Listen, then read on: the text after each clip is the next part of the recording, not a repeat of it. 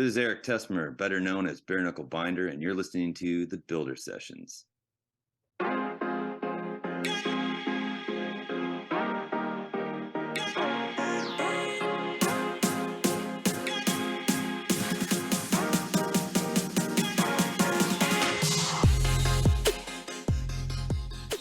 Welcome to the Builder Sessions, a podcast where we chat with your favorite builders. We get to know them, their stories, and hopefully inspire you to get off the couch and build something cool.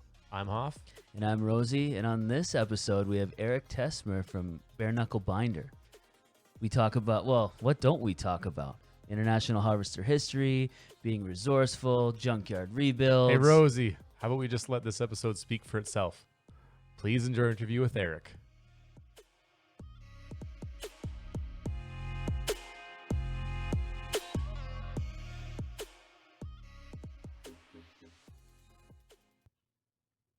Eric, welcome to the Builder Sessions. Hey, thank you for having me.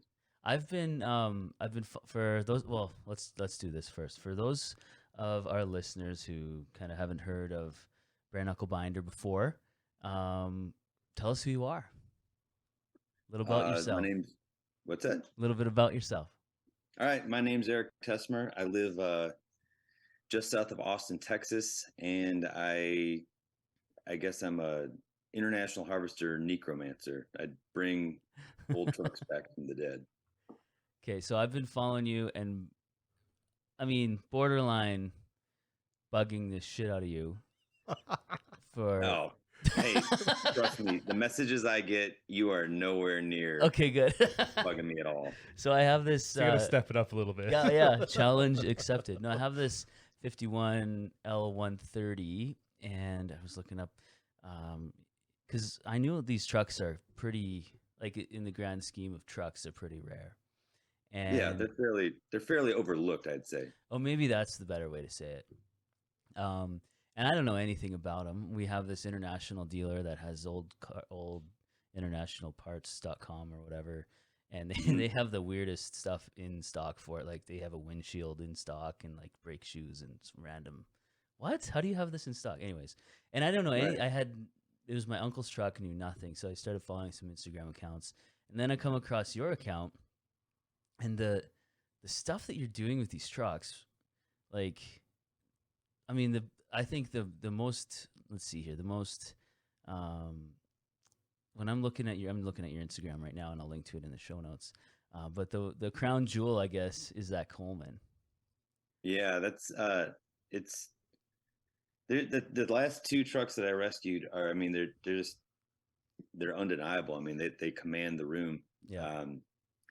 Yeah, but the Coleman is it's a 1952 L122 International, which if you have like an L120 International, I'll just give you all the nerd details, and if somebody is listening who understands internationals enough, this will be interesting. But they had like a base model. So like an L120 is a 3/4 ton. And so you could get an L120 and you could upgrade the suspension in 2 steps and like basically add another leaf or 2. And so with one upgrade, it would be the L121 and then the L122. Oh, okay. So in this truck, further nerd wormhole stuff is that Coleman was a 4-wheel drive manufacturer going back to the 20s. I might mangle these facts a little bit. I'm not a Coleman expert, but I've learned a lot in like the last year, let me tell you. But Coleman the design was patented by a guy named Harley Holmes in the 19-teens, actually. Wow. And he had designed, I mean, back then, cars were new, motorized transportation was new. And so I find from the early 1900s to the 1950s really fascinating as far as automotive history is concerned, because there was no wrong answers yet. Yeah. They were still figuring it out. And so it's interesting. I think the most interesting part about the Coleman 4-wheel drive system is that we're so used to like Dana and Eaton designed axles now for 4-wheel drive, which have, your basic axle housing going out to a knuckle or like a CV joint, whatever you want to call it, and then going out to a spindle. So that allows steering, and there's an axle shaft that goes through the housing, through the spindle, and that's what drives the wheel.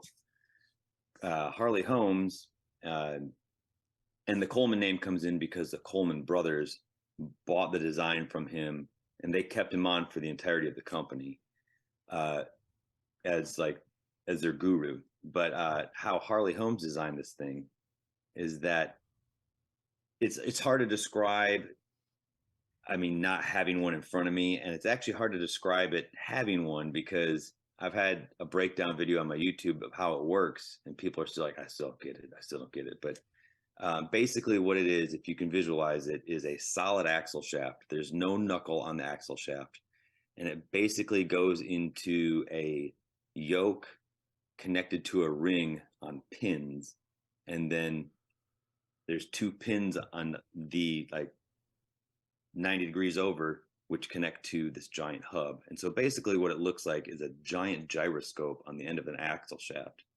And so the whole wheel basically pivots directly around this axle shaft. And the interesting part about it is because that giant ring that the yoke is connected to reaches to the outside of the hub. I mean, on mine, it's considered a baby Coleman. Like a lot of the Coleman guys who have Coleman trucks consider it to be like the smallest Coleman they've ever seen. And compared to like a Dana 44, it's a monster. It's just so big. I think that front axle probably weighs about as much as the motor of the truck. Wow. But it's probably I would say probably a 14-inch diameter drum. And then so the ring is about 12 inches. And the thought behind it was that back in the day, these people were used to dealing with horses and wagons. And if it got stuck, and it says this in early Coleman advertising, when it got stuck, you'd grab the axle. You'd grab the wagon wheel by the end of the spokes instead of the center. And so you'd have more torque. Anyway, it's a fascinating system.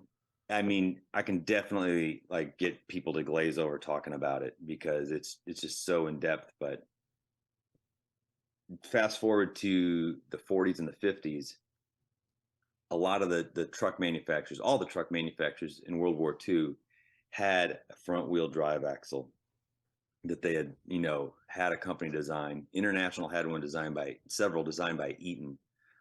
And those would be redeveloped and released again in the middle 50s as a civilian axle. And if you're on my Instagram, the big red truck Della has one of those axles. And my 45 M5H6 has the original military Eaton axle. They use pretty much all the same parts, same seals, same diff, everything. But between 1945 and late 1953, early 54, none of these manufacturers other than Dodge were making an in-house four-wheel drive system. So there were manufacturers who specialized in four-wheel drive trucks. Coleman was one of them. FWD was one. Marmon Harrington was one. And Marmon Harrington actually sprouted out of Coleman. But that's a longer story. I won't get into that. I already feel like I'm taking up too much time just talking about. No, this is awesome. I love this. So Marmon Harrington and Coleman were the foremost providers of what they called conversion kits, which was taking a stock truck, converting it to four-wheel drive. And then in the mid-50s and later, like with GMCs and Chevrolets, those vehicles, you see a lot of NAPCOs. NAPCO was not as they weren't doing it in the early 50s for one, and I've never seen a NAPCO International, because by 55 International was making a 3/4 ton in-house four-wheel drive with a Dana 44 front axle. So back to my Coleman, what's crazy about that truck, and that it's funny because I have people all the time either ask me if it's for sale, which it's not, or they'll ask me, or they'll comment and say, I need to find me one like that. And I just stopped saying like, good luck, because the thing about this truck is, as far as we can tell, it's the only one that was ever made. And it's also, if it's not the only one that was ever made, it's the first one, because once I started this project, let me rewind a little bit. The S160, the big red truck Della, this is a crazy story, but in 2020, I was sitting around on my thumbs quite a bit because I'm a musician and COVID just shut everything down. So a lot of that time, a lot of that year I spent working on my trucks. I'd always wanted to start a YouTube channel to explain how to work on old international trucks, because I grew up with them. I knew how to fix them. I knew how to keep them going for basically next to nothing, because I didn't grow up rich. Probably why I had internationals. But so like I would go on forums, I'd go on Binder Planet, I would go on Facebook, and Binder Planet's not so bad, but Facebook, there'd always be dudes who were just like, oh, I got this truck and how do I fix this? And so for years prior to that, like when I was off the road, there used to be, I mean, this website still exists. It's oldihc.org. Yeah, I've been there. Yeah. And so like in the middle, like 2005, 6, 7, 8, all that stuff, I used to go on there all the time. And I was in my mid 20s and I was telling old dudes how to fix their trucks. And so fast forward to Facebook, and there's a lot of people on these forums that don't know what they're doing. You know, like, I mean, you can't blame them, but at the same time, like they would be like, oh, okay, so the one that always got me was in the 1940s, Internationals had a split windshield. And so it's just two pieces of flat glass. There's a frame and there's weather stripping that goes in there. There's a very specific way to do it. And there's a million ways not to do it, you know? So I would find myself like filling pages and paragraphs on Facebook posts about how to do this in detail. And so at that point, I was like, you know, I had a 40, my 45 military truck. I was like, I need to, you know, do the windshield on this. So I was like, man, I might as well film this. I might as well do this thing that I've always thought about doing. So how that started was I rebuilt the windshield as my very first video. And whenever anybody would ask it, I mean, I'd watch the forums, and whenever anybody would say, hey man, how do you fix this windshield? I just dropped the link. And so within a month or two, when people started asking these questions, I noticed people starting to drop my links, and I didn't even have to do anything. Nice. And so it kind of became the go-to. And until the Coleman project popped up, that was my most viewed video. And I was so proud of that video, because, you know, I was like, oh man, I got 1,200 views on this thing, you know, wow, that's crazy. And then when the Coleman project started, it like everything kind of blew up. So anyway, so the Coleman project, when I back to bare knuckle binder and all this stuff, I started my Instagram account on, I think, December 3rd of 2020. On December 6th, my buddy Jeff Fowler, I always reference Jeff in my videos and stuff, because Jeff and I always call him my brother in binders, because he's kind of like a silent partner in a lot of my projects. But whether it's either him and I, like trying to find part numbers, trying to track down history of something, or he's also a great one for just being the guy like, hey man, have you seen this? Are you aware of this? And like, I'll be like, all right, I'll go get it. But Jeff reached out to me, and he's like, hey man, I saw this picture pop up of a, you know, this old S160 in a junkyard in California. Says you're going to crush it. So if anybody, you could probably go up there and, you know, try to finagle it out of them, you know, whatever, maybe you could save this truck. So I was like, man, like until like, you know, March 13th, 2020, I'd been on the road like all the time, you know, working, recording, all this stuff. And so I've been sitting on my thumbs almost exclusively until December, you know, just working on trucks and working on YouTube channel. I just made this Instagram channel, and I was like, I need another truck like a hole in the head right now, especially one this big, and it's over 2,000 miles away in the foothills of the Sierra Nevada and in California. So by the end of the day, I was of course, on the phone with the guy, and it's like, yeah, I'll be up there. It got crazy. I had a plane ticket and a rental car reserved, and then COVID ticked up again. I didn't know if I was going to get stuck there.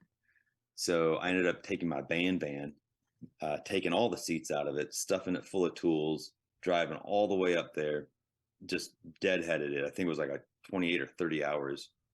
And I got there and I saw the truck, and I was like, we agreed on a price. So then I, took all the wheels and the brake parts off it. And they said, before I left, they're like, are you interested in anything else? I was like, well, do you have any other 4-wheel drive internationals? I mean, that'd be pretty cool. I mean, if you did, but like, I'm not really interested in anything past, the 50s, because that's just not my thing. Like I'm used to like 40s and 50s. That's pretty much it. He said, well, I think there's one down in the woods behind the house. We'd have to go down the road and like go down into the woods, basically. And it's like, that sounds exactly like the start of the story. Yeah, let's go. Yeah. Yeah. It's like, why are we still talking about this? Yeah, Let's go. exactly. So we had to drive down there and then walk back like a couple acres, and then there's this green 3/4 ton International, and it's sitting on the ground. The hubs are on the ground. All the wheels are stripped off of it. The hood's missing. There's no motor, no transmission. And then I was like, I mean, just because I'm so into old trucks is the only reason I knew it was a Coleman axle. Like, I swear to God, that's a Coleman axle, but it doesn't make any sense because I've never seen one of these. I've never seen one this small. And, so I started climbing all over it, and, I got underneath it. I saw there's a Timken T32 transfer case, which if you're into Napcos or the medium duty 4-wheel drives, like, it has the same transfer case as my large red truck, but it's branded with a big Coleman, American Coleman Motors serial number tag and everything on it. I was like, I got out from underneath the truck. I was like, all right, well, listen, Stay I'm not calm. gonna lie. Play it cool. Play it cool. No, I'm not like that. I'm definitely, I never want to make anyone feel like they've been taken or anything. I was like, here's a deal. Like, this is what it is. This is how incredibly rare this thing is. But at the same time, it's not the kind of rarity that really translates into money. Like, this stuff like this rare gets junked all the time because no one knows how to fix it. And I mean, like 90% of people don't even know what it is, So I went into it. Basically, when I bought the red truck, I told them, it's like, hey, here's the caveat is that you got to give me 6 months to get it out of here. And they were like, oh, do you mean because it's so big that you're going to have to find like a semi or something to come up here with the low boys? Like, no, because before I left Texas, Jeff Fowler, my buddy, and I were talking. He's like, and we were both like, I don't know whose idea it was originally. It's probably mine, but I was like, how cool would it be if we drove this thing home? Like, and this thing is like, 6 flat tires and like hasn't run in 20 years. And so then I was like, I got to do this. Did somebody make a, dare? All right, I'll do it. Yeah. One like, and I'll drive this thing home over 2,000 miles. So. One like. Yeah. It was you. It was your other account. Yeah, right. I'm like immediately. So they're like, you are crazy, but all right, So I ended up going up there in late April that year of 2021, excuse me. And I basically lived in the junkyard for a month, and I fixed this thing up. And, Memorial Day weekend, I drove that thing out of the junkyard and across the US. So then at that point, when I drove it out of the junkyard, they were starting to crush everything. Like that day, I remember like we had to drive it out between like parked semi junk trailers, and they were making room for the crusher to come in and just crush everything. So that was interesting, but they knew that I was coming back for the Coleman.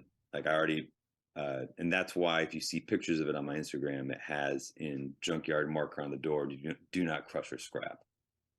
So that's why that's there. But anyway, so in April of 2022, Jeff flew out there because he had to get in on this thing because this truck is so incredibly rare. And we started preparing, the plans for getting this thing out of there. And of course, I was like, well, I got to drive this thing home. There's no other way around it. And so we went up there and we grabbed both axles and the transfer case so that I could rebuild them at home. And basically took a bunch of measurements on the truck because it didn't have a motor, didn't have a transmission. We went through the bed to see if there was anything in there that could be used, like maybe like any type of linkage levers or drive shafts. The front drive shaft was missing. That happened to be in there, so that helped. Wow.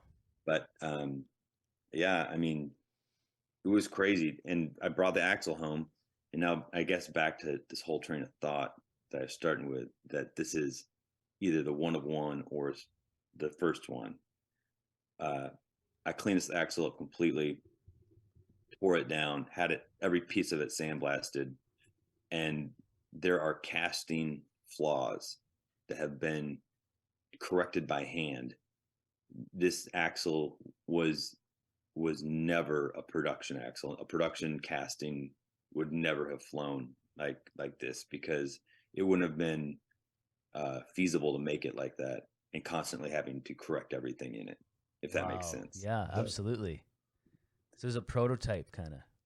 Yeah, absolutely it was. Yeah. And what we believe, because Jeff and I have been researching this truck constantly since I first laid eyes on it, just constantly trying to figure out what this thing is, where it might have come from, how it might have come into existence. And one of the possibilities and I should say that the L series of trucks, you'll find this out if you ever want to find your line setting ticket, if you don't have it, the build sheet. The way to find that line setting ticket for international trucks is to go through the Wisconsin Historical Society. They ended up being the custodian of all the International Harvester records that still exist. The microfilm or whatever it is with the L series build sheets, the line setting tickets, was destroyed in a fire. So all that history is gone. I've seen an R series fire truck, the line setting ticket that they actually sent out of the factory, had it fitted with a Coleman axle right then and shipped back to the factory and finished and shipped out. So I don't know about that with this truck. One possibility is that this truck was bought by Coleman, special ordered by Coleman, and what I've heard that they did, I don't have any confirmation of this, is that a story I heard about Coleman in that era they would order one of every truck, and they would build a conversion kit for it, and then they would take that truck to the manufacturer and be like, look, we can offer this. You can offer this in your dealerships, or we can outfit you to install it on the line. You can offer your customers a 4-wheel drive vehicle, because none of them were, like I said, none of them were producing a 4-wheel drive vehicle out of the factory at that time. So the one reason I think that happened, or something similar to that scenario, is that on the serial number plate for this truck, on the L series, you probably know, there's a serial number plate down by the kick panel on the driver's side. Yep. And this truck originally had a Silver Diamond 220 motor. And it was actually stamped over for an SD 240, like an upgrade in a motor and an upgrade in springs. So up to an L122. So that's interesting, I've never seen a, scratched out, and restamped serial number plate. But the thing that's confusing about it is that on a Coleman axle, I'm not going to get way into the nerd level of like the actual technical parts of it, but there's a particular bolt that drives in and sets the preload for the swivel bearings on this. And I took them both out. One was a gnarled mess of a bolt that somebody had obviously made to work in there. And the other one was an International Harvester bolt with an IH cast into the head of it. So there's a few things that are interesting because Coleman was making, they were making these axles for the manufacturers. They were making them modular basically as a selling point to the manufacturers. Like the differential that's in there is the same differential that's in the rear axle. Even when International was making four-wheel drives, like light line four-wheel drives, they had like a Dana 44 front axle with a Dana 44 differential. But Coleman made their housing so that it would fit an International differential. The axle shafts are the same axle shafts as the rear axle, except they put a collar on it for a seal. But I mean, it's an IH stamp. I mean, everything. So they were using this stuff to show International, like, hey, even if you put these parts on there, you don't have to have like completely different, parts in stock, because it's going to use the same differential, same axle shafts. They break an axle shaft, you don't have to go through Coleman. You can just send them one of yours. That's brilliant. So, yeah, right. I mean, it's a really ingenious way to sell it. But the thing is that one bolt that's way in there, like it's not a bolt that International would have for anything else. So that is such a bizarre thing, like that Jeff and I are just like, International had to be involved in this to some degree, like it just, like that one bolt just makes you think like there's a story behind this truck. Like there's a really interesting story behind this truck, and we haven't found it yet. It's almost like go ahead. We just haven't found any confirmation of it yet, because the paper trail on International side is gone, and Coleman, like if you can find any Coleman parts now, I mean, good job. I mean, they're gone. Like there's nothing, like anything that was broken on this, I either had to fix it or fabricate it. So, but back to the axle having these casting flaws in the housing and making everything, like why it's a prototype is because, for example, there's a 1953 Suburban with a Coleman conversion right now in Idaho. It's for sale too. If you go to a guy named Knuckle on Instagram, he always gets really cool trucks. And right now he's got two Coleman conversions. And one of them is a 53 Chevy Suburban, and it's got basically the same axle as my International, except it's going to have Chevy drive shafts, and it's going to have the casting for that axle tube is going to have it fit a GM differential and not an International differential. So like, there are part numbers that are rubbed out on my axle housing and a new one stamped in. Like they had like, this is a basic blank of what we're doing. Wow. But let's change it around for this, this application. So anyway, I know it's about your podcast about building. I feel like I just did like a giant discourse on. Like, you seem like a wealth of. How did you get into amazing. this? How are you so? I don't know very much about vehicles in general.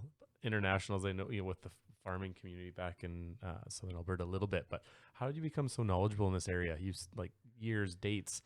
Did you just immerse yourself? Did you grow up around this? You mentioned a little bit that you kind of worked on them and had them as a kid. Yeah. Well, so I grew up in southwestern Wisconsin, farmland. My family, we had an International 4x4 when I was a kid, a 57, and four-wheel drive. We needed my dad got it cheap. My grandpa found it for him when he was looking for a truck, because he needed one, because we heated the house with wood, and we needed something that would get around in the winter. We needed something that would crawl around in the hills, and just something with brute force that would just like haul a ton of wood. And so we always had that.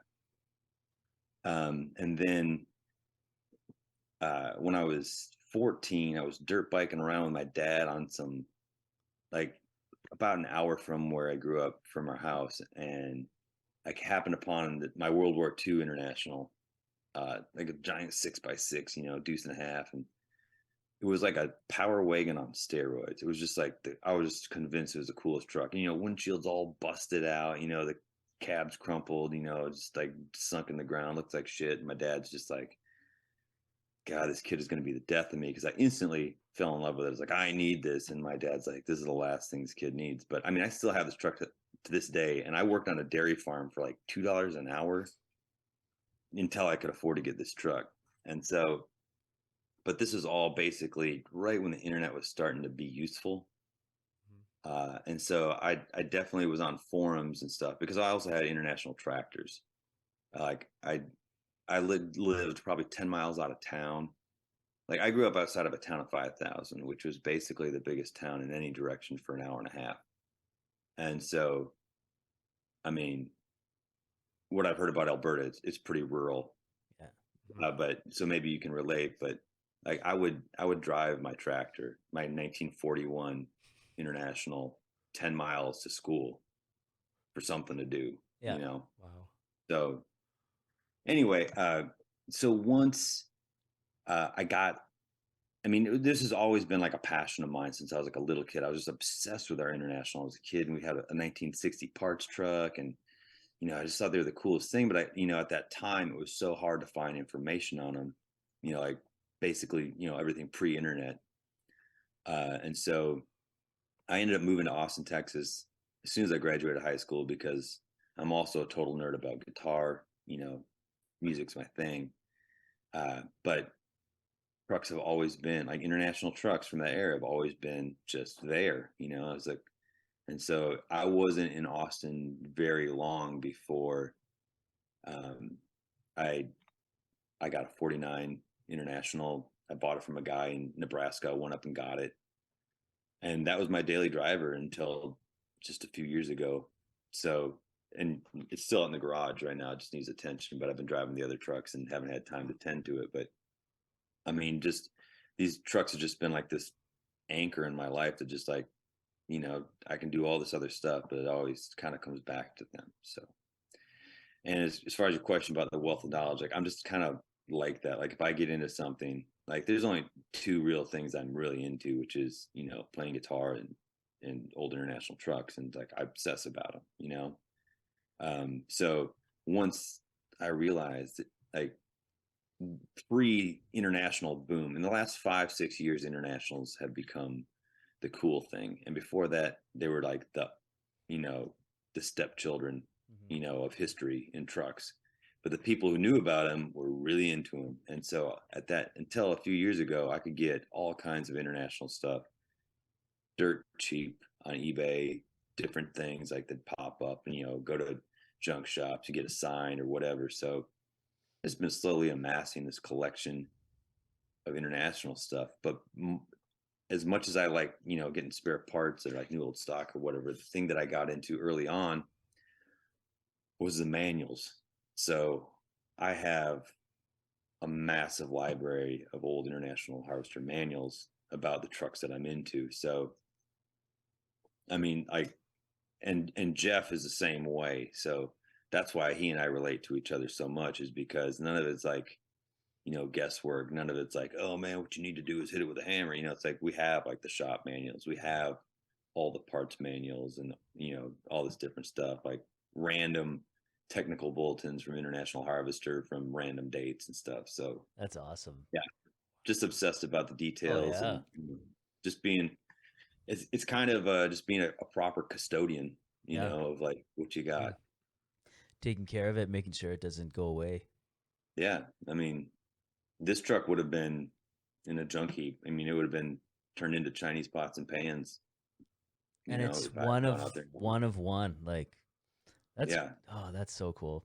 When you're in the sorry, go ahead.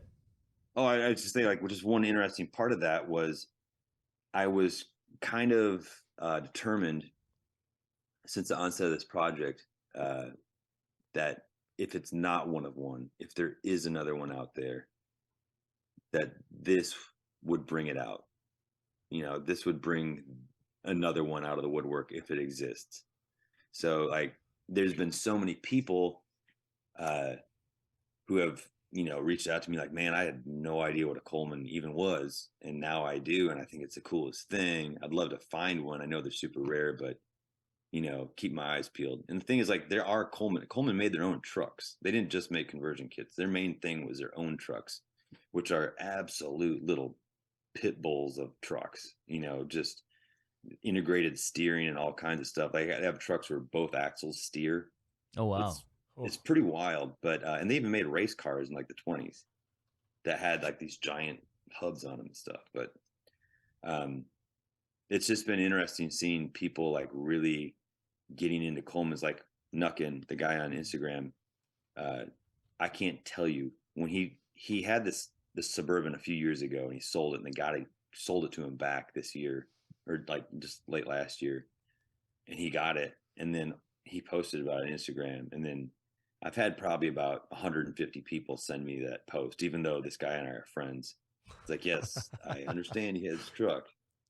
Believe me, I saw it before you even knew it was there, Yeah. But it's just, I mean, none of that really bothers me. It's just cool to see like the awareness of something so rare just materialize because of something I'm doing. So Yeah. And you probably inspired a ton of other people to get into it and to start working on something cool, to start building something fun. yeah, it's been fun to see. I've got a lot of people who are just like, man, I'm so inspired to go and get my thing going. When I was working on the Coleman up in California, like a guy who's become a friend of mine on Instagram, there was an international harvester rally going on about 40 miles from where I was, and I was trying to get this truck done so I could drive it down there for this rally, but I mean, it just wasn't in the cards. I mean, this truck, there was a lot I had to correct on it that had been butchered over the years, partly because they didn't understand how the Coleman actually worked, and partly just because this was a 50s four-wheel drive truck. It was made to work, and people worked it until it broke, and then they did whatever they had to fix it. So I had to correct a lot of that. Anyway, there was several groups of people who were adamant about seeing this thing at this rally, and so 3 separate groups of them came up the hill to see it. It was pretty cool. And so they're like, "Is it cool if we come by?" I was like, "Yeah, come on up." I'm just up here in this this junkyard, it's working on this thing. So and this guy, I mean, I remember him saying, like, I just left there thinking, man, if Eric can be out here in a junkyard and get this thing roadworthy from like a pile of scrap sitting in the dirt in a week and a half and drive it 200 or 2,500 miles home, then what excuse do I have with my garage and in my driveway and stuff? So it's been cool to see people like really getting the fire lit under them. And because I mean, I started the whole bare knuckle binder experiment, or whatever you want to call it, just to help people fix trucks, because I knew I couldn't save them all by myself. So how do you save them all is you give people the tools to do it. So, and it turns out the biggest tool that you can give them is, enthusiasm. So. Yeah, seriously, an inspiration. I have 2 questions. In those old manuals you have, like the service manuals, and they tell you the different procedures to do certain things. Are there tools listed in there to do some of these things that you can't find anymore, that you had to like make? Oh yeah. Yeah. Yeah. There's especially, I mean, International Harvester had their own tools. Like they had some of their own specialized tools for stuff. Oh, okay. And the military, so going to the Eaton axle that's on, I mean, I don't have any Coleman axles. My buddy Jeff just landed a Coleman axle manual. He sent me screenshots, and of course I was, salivating and happy for him, but also terribly jealous on the other hand. But as far as like the International Harvester Eaton axle that was in the World War II, which became, the civilian axle for the medium duty trucks that's on my red one now too. They have like tools listed to work on these things, and it's like refer to ordnance manual, blah, blah, blah. And this is the code for the tool. And it's like, who the hell knows what they're talking about or what it looks like? It's like, dude, just give me a diagram. I'll build it, But I did a video walkthrough of resealing that axle, because there's the axle that's on the World War II trucks and the medium duty 4-wheel drives. If you're an International Harvester 4-wheel drive nut, this axle is called the FA50, and it's a rad axle. I mean, it's it's cool. It'll carry that truck anywhere you want to go. But the problem with it is that when they built it with a seal, like 2 axle seals that were buried in the housing, and the sealing element was made out of rawhide. So the course thing it is, was. Of course it was. yeah, not a lot of people realize that Chicago Rawhide, the old seal company, it was literally rawhide. Oh, wow. Yeah, And that's so sweet. That's a cool tidbit of info. yeah, so the thing is, I'm sure at the time it worked pretty well. Otherwise these trucks won't have the reputation they do. But the thing is, over 70, 75 years, those seals deteriorate to nothing, and what it turns into is an oil pump, and it just pumps gear lube straight from the diff right into your brakes. And so unless you replace this seal on both sides of this axle, you'll never have brakes, because the rear brakes are pretty cool. Front brakes do most of the work, any vehicle you have. So there was, on Binder Planet years ago, a guy made this. I mean, his name was Rob Peterson. He made basically a walkthrough, a photo walkthrough of how he did this on his truck. And it kind of, like with the guys, like World War II trucks, he did it on a civilian truck, a medium duty from the 50s, but all the World War II guys who had the trucks, and that's what I had at the point that I saw it and do it, and like I originally did it on my World War II truck. I didn't, take any pictures. I took a few, just basically, hey, I'm doing this. But he like this is the part numbers that I had to use for modern seals to do this job, and this is how I had to do this seal, and it inverts it, and like, because one of the hub seal was made out of felt, and so we could do better than that. So he and Jeff, actually, this is before I knew Jeff. He and Jeff, I should say, Jeff's specialty is the 140, 160 series of medium duty 4-wheel drive internationals from the 50s. He has amassed this wealth of information like years before I even met him. But so he was, he and Rob tracked down the seal. And the cool thing about this, how the universes kind of collide and everything meets up, is that for the World War II deuce and a half trucks, I probably have 7 or 8 duplicates of the parts manuals. And I know that seems excessive, but when it comes down to the level of detail that like I'm really trying to get into, it makes sense, because these trucks are, almost 80 years old. And in the margins of almost every single one of those are mechanics notes, written in pencil, of superseding part numbers, what you can use instead.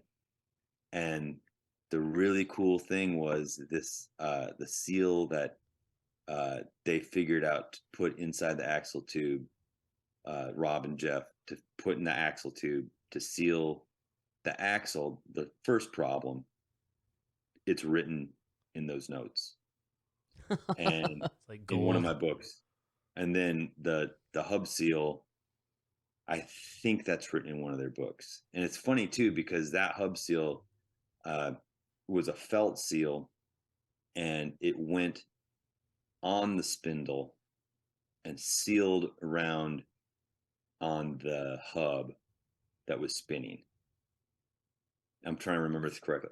I don't have one right in front of me, obviously, but, and then the seal that replaces it, you drive into the hub itself and it spins around the spindle. There's some guys, I posted a picture of their truck the other day. They're just west of San Antonio and Bernie, the Holden brothers. I've known these guys for years randomly. They knew me as a musician first, but we've gotten to be really close now because they're working on, like, they're really badass at like Cummins swaps and like diesel tuning and stuff. But they just like they're also in internationals, and they saw Della, the S160 4x4, and they were just like, one popped up in Texas, which is a weird place for 4x4 internationals. You just don't see them as much because it's pretty flat here. And they found it and they got it, and like they got a hold of me and they're like, hey, check out this truck. Well, I mean, he actually sent it to me before he even bought it, and I was like, yeah, you should totally get that truck. Do it. Yeah. So I've been down there twice, to kick the tires on it and like, to kind of give them a heads up about how to take it apart or whatever. And we were down there. I was down there with them, I think it was last week. And I was like, okay, so I'm going to help you pull the front axles apart. I'll show you how to do it. And because there's parts that you have to like send off and get like wheel cylinders relined and stuff. They don't make replacements for them. And I pulled it apart, and this truck had been fleet maintained. It was originally a Navy truck, and then it was owned by the Texas A&M University as a brush truck. And I pulled it up, which means it was fleet maintained, which is definitely an ideal situation. Yeah, no kidding. Buying old trucks. That's the only cool thing sometimes about getting a larger old truck, is that if you're lucky, it was fleet maintained by somebody who knew what they were doing. Like the Coleman was not fleet maintained; it was Bubba maintained, and so I had to go through and fix a bunch of stuff. So the cool thing about this, coming back to the seals, is I pulled the both brake drums off, and that hub seal, they had an updated one pushed into the hub instead of the original. And you're like, damn. Felt seal. So, and when you get to that point, you're like, oh man, maybe we'll be lucky in that, the hub seal, like the axle seal in there is not the rawhide anymore. But at the same time, it's just like, we can't take the chance that it's not. Yeah. So anyway, this is crazy. Like you're just a wealth of knowledge. Like I wish to have that amount of knowledge about one thing in my life at some point in my life. By the time I'm 90. Yeah. I'll still know a little bit about a lot of things and not a lot about one thing. So getting to bare knuckle binder. Okay. My question was, looking at your Instagram, I mean, whatever, numbers are numbers, but I never thought when I first got into old international trucks that they were, because you mentioned before that they're kind of looked over. Mm-hmm. It blew me away when I saw that you had 23,000 people following you about this stuff. It's pretty wild, man. It is. Like I started out, and when I was living in the junkyard, working on the first truck, I mean, it's not the first time like I fixed up a truck and drove it home or whatever, but like it's the biggest. That was like, I mean, I do that like a few 20 miles or whatever, just buy something and drive it home. But with that, it was just like, this is just, beyond anything that I've ever done, but it's cool. And at that point, I started my channel. When I went to go look at that truck, I think I had like 100 followers. Yeah. And, by the time that I drove it home, I might have had like a little less than 1,000. And by the time I was done, like putting this truck together, like that truck started going viral because it looked so cool and so much different than like it was sitting in the ground. Like then, some of the bigger accounts, like I guess I did a good job, because what I did was I made a hashtag pool in my notes on my phone. And so I was adamant about every time I posted one of my trucks, I had different hashtag pools for my different trucks. And so I was just like, I noticed,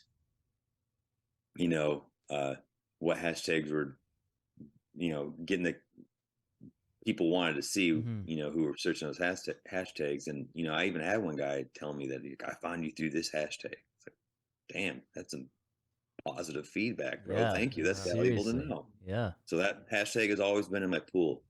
But then, like, I think what happened just by using the hashtags, not necessarily because people were searching those hashtags as much, but because I think it kind of helped land me on the explore page a few times. And then some bigger accounts started noticing what I was up to, and they started following me, and they started sharing pictures of my trucks or videos that I posted. And then it just caught like wildfire. And then when the Coleman project started, and I was out there, getting a completely derelict hunk of shit roadworthy in a week and a half. I mean, it's been crazy to watch it go. Yeah. There was a point, probably a week, or I'd say probably about a month or two last year, that if I was getting less than 100 followers a day, it was a slow day. Wow. It was just This bizarre. it got to a point. And I think my Instagram account now, I don't know if it's like this for everybody's Instagram account, but my Instagram account no longer tells me if I have comments.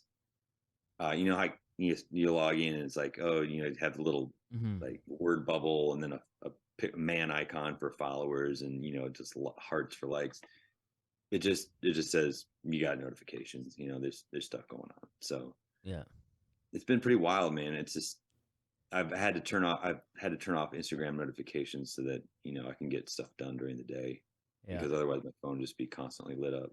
It's insane to think that, because I never knew that these things were so popular or people were so interested in them. And yeah, I mean it's been crazy.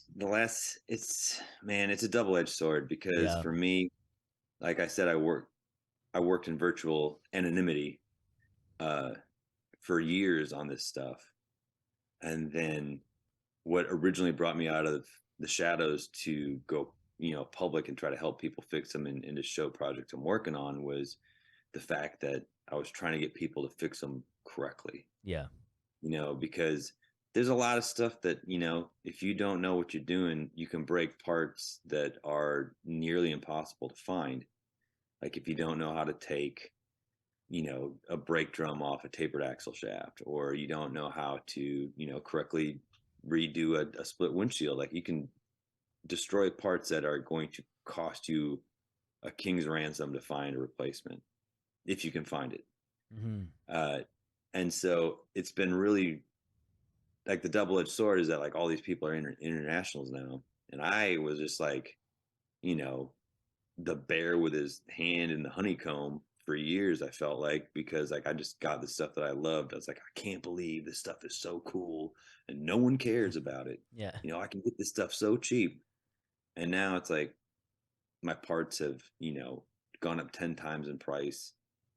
But at the same time, like it's been really cool to see that these trucks are actually getting saved and getting the actual recognition that they deserve. So, you got to take the whole thing into consideration. It's like, okay, like I knew I couldn't save them all, but I kind of feel like even though I'm paying more for parts, working harder, like I still have great karma when it comes to tracking down trucks. I get them. I find trucks. I find the deals. I find the survivors. But and I'll tell you another thing is that with bare knuckle binder and being so public with it, people reach out to me all the time. And just say, hey man, I found this truck. I don't know if you'd be interested. Sometimes you get people like, hey man, I've got this truck, and it's like they send you a rusted out pile of shit. It's like, I'm looking for about like 10 grand for it. And like, sounds like the drugs in your town are expensive, bro. So, yeah. Who do you owe money to? Yeah. Yeah, right. That red truck, that first truck. What are you doing with the service body on it? Are you restoring that or putting it back on, or? Off the red truck, the fire bed that was on it. It's a fire bed? Yeah, okay. Yeah. Yeah, so there's a picture on my Instagram recently of the Holden brothers S160 that they found a service bed for, and they put it on there. Let me see real quick. If you have your Instagram pulled up, yeah, I'm gonna message you a picture. But the thing that's really rare about Della, the S160, the red one, the original one. So that truck was ordered special by the CDF, which has become Cal Fire. So that truck was a brush truck its entire life. It was ordered with a special wheelbase that wasn't offered, in company literature. Like if you wanted to order it, like they said you could have a 154 wheelbase or a 172 wheelbase, for whatever your needs are, because this is a heavy duty or a medium duty, like the heavy end of medium duty 4-wheel drive truck. So you're probably going to want like a flatbed on it, to haul a generator or something. But with a 130 wheelbase that CDF ordered it with to be outfitted with a brush truck body, they wanted it short wheelbase so you could maneuver around trees and up mountains and stuff. You could, like the S140, which is a slightly smaller 4-wheel drive medium duty truck, you could get on a 130 wheelbase with a 9-foot international pickup bed. And so I tracked down a 9-foot international, 2 of them. I had to go to Canada for one of them. Nice. I just sent you a picture of the mock-up. Yeah, that looks awesome. That's sweet. We'll post it. I'll post this picture if it's cool in our show notes, if that's all right. Yeah, for sure. Okay, cool. There's posts of that picture on my Instagram, but you had to dig for it. And you can see me like grinning like a possum eating shit next to it, and you can tell just how big this thing is. Yeah. Gee. So that's good. So my plans with that truck are to convert it to a single rear wheel drive rear axle instead of the duals. I have all these people like, oh, you got to keep the duals. It's like, nah, actually I don't have to do anything. But the thing about that truck is that it has virtually no weight on the back. And I don't know if you've ever driven in like a heavy duty dually with no weight on the back, but it is violent. Like it's basically there's no flex in the springs. It might as well just be welded to the frame. Just bouncing everywhere.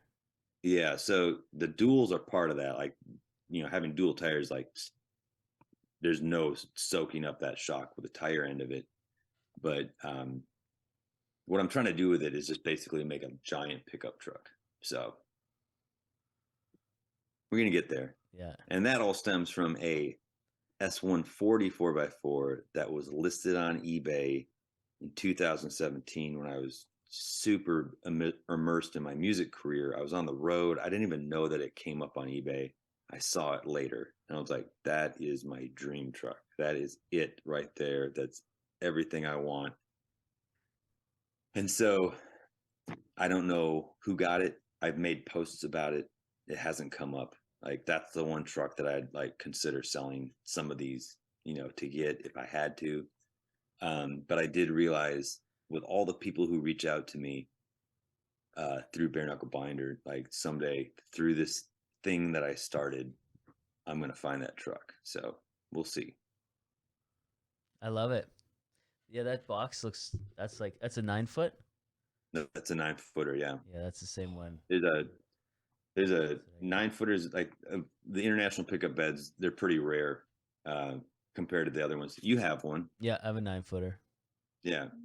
And you can tell the difference across like a field with binoculars, a 9-foot bed, because they have basically a very thin indention on the side of the box at the front and at the rear. Yeah. And the 6-foot and the 8-foot beds just have the main indention. And actually the 9-foot beds, they are an 8-foot bed with that main indention. And if you add those 2 strips on the end, then it becomes a 9-foot. So what I've done, I haven't got it completed yet because I've been so busy with this Coleman project, but I made a CAD design of a sheet metal press that will make that indention. And the thing is, all the radiuses on it are the same as all the radiuses on all the other parts of the indentions. So I can press those out and make patch panels. So it could be a patch panel for repairing any part of the bed. So you cut it to what your needs are, or you could get 4 of those things and take an 8-foot bed and convert it into a 9-foot.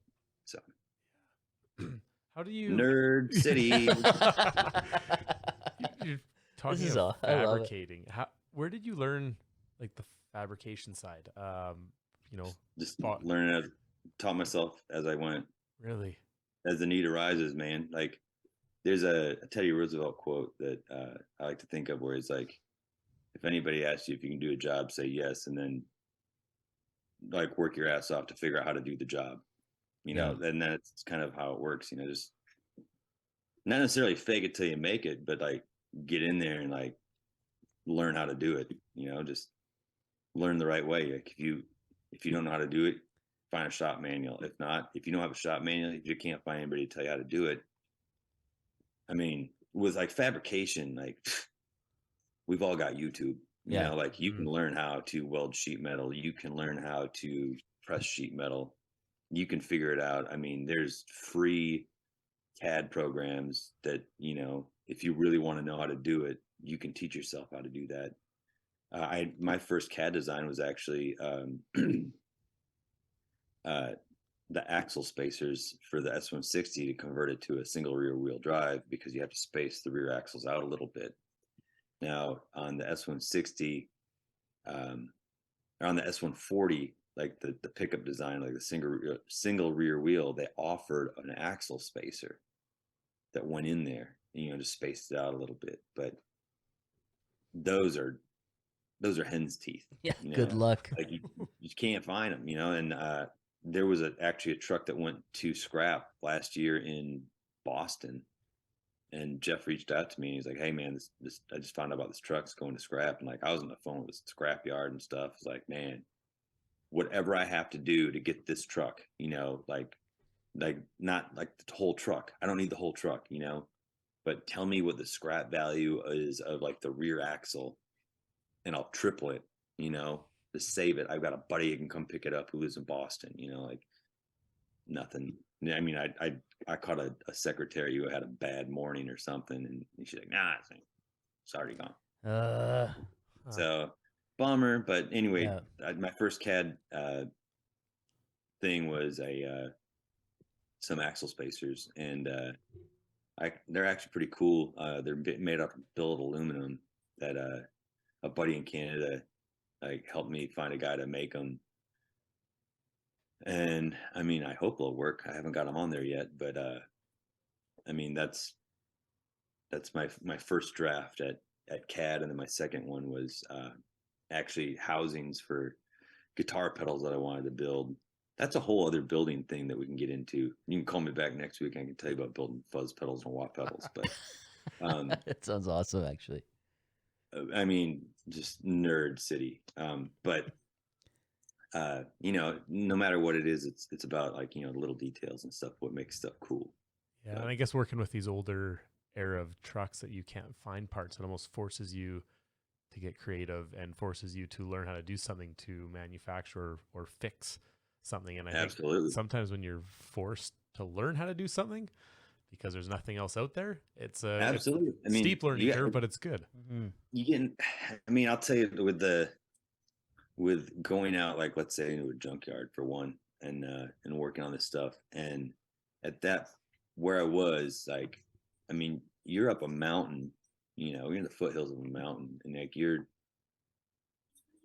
I would say 20 minutes off the main road, and then once you get down on the main road, you're like 20-25 minutes from town in a nearest parts store.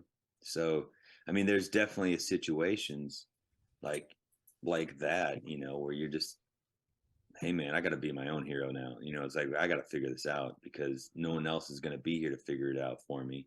I can call somebody, but then it's just like, who knows more about this?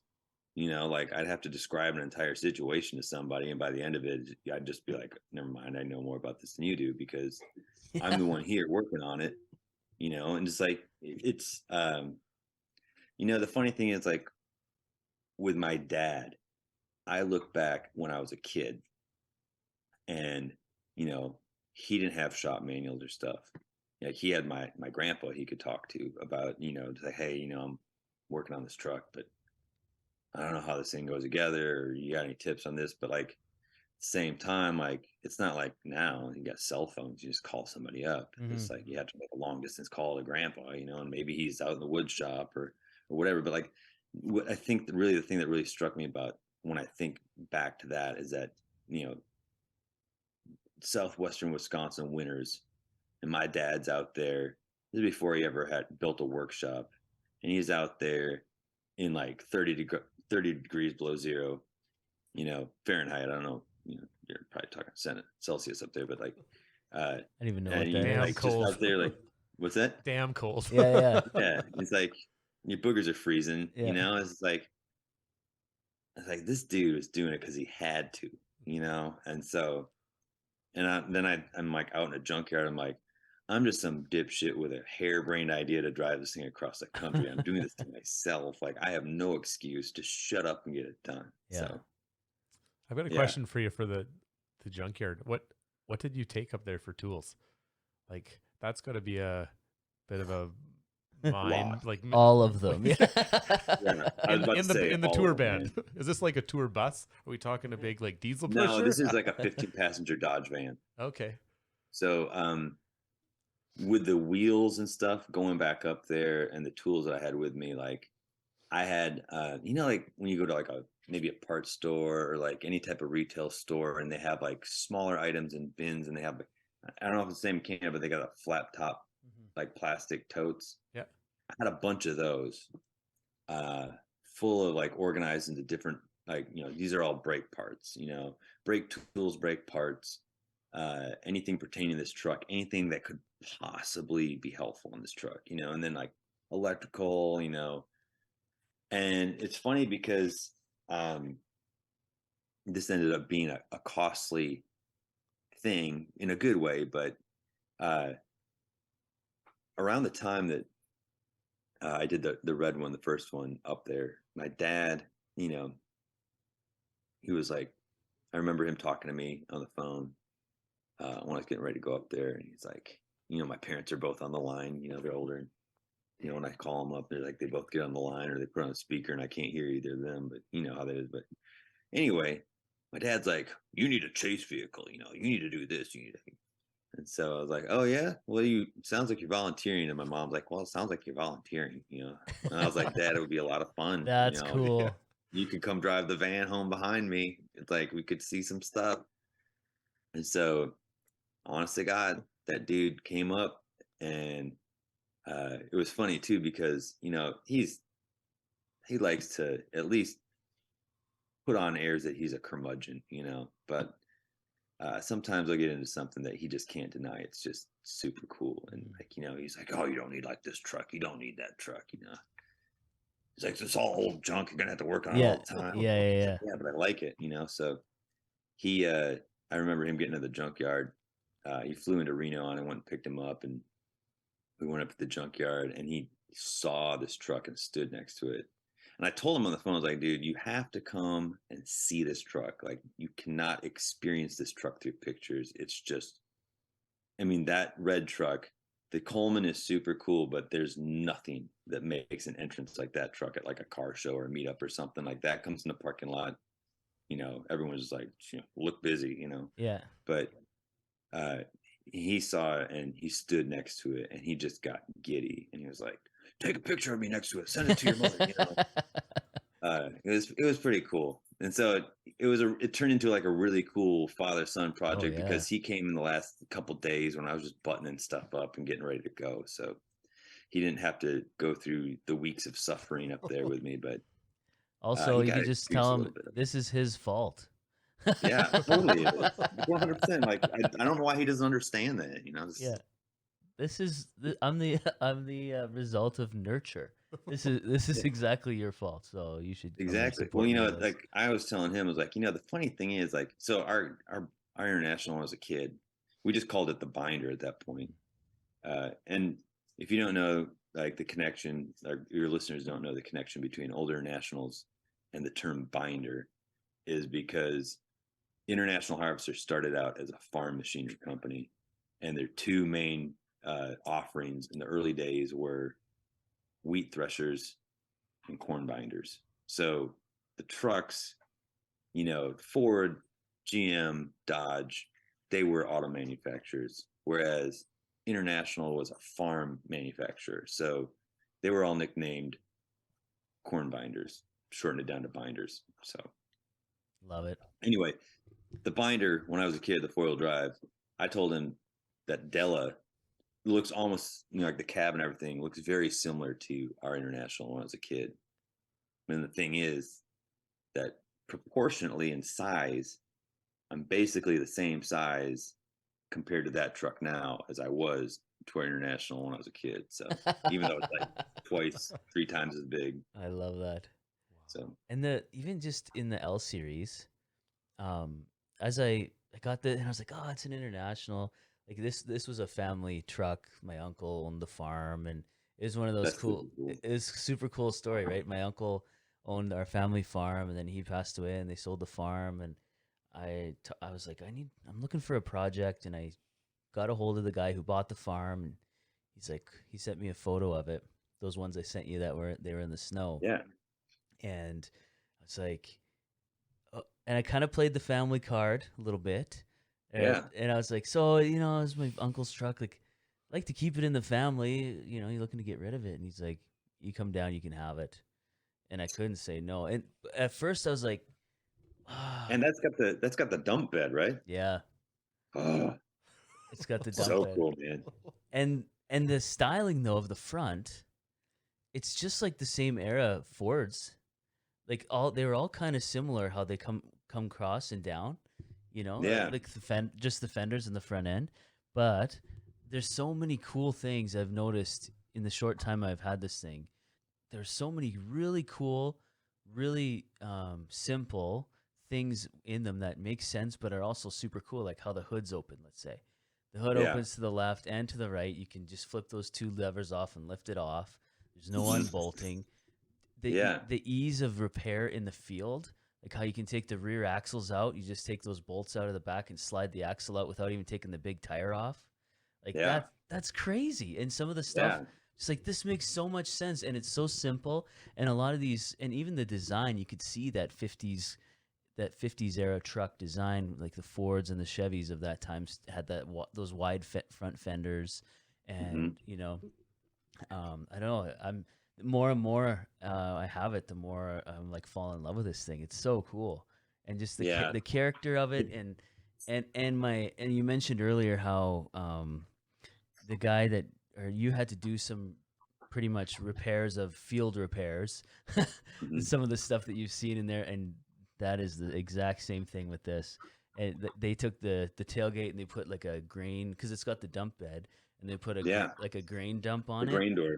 Yeah, but and some of the, like where the grain door pivots, instead of those bushings that are in there, they just welded castle nuts in there, and they brazed some other stuff on, and they cut some pieces of like threaded pipe and supported the box, and like it's all, but it tells a story, This farmer was in the middle of the field, and he had to weld this with some old welding rod or brazed it. There's a lot of brazing on the box of that truck too. Yeah, really it's cool. amazing when you see.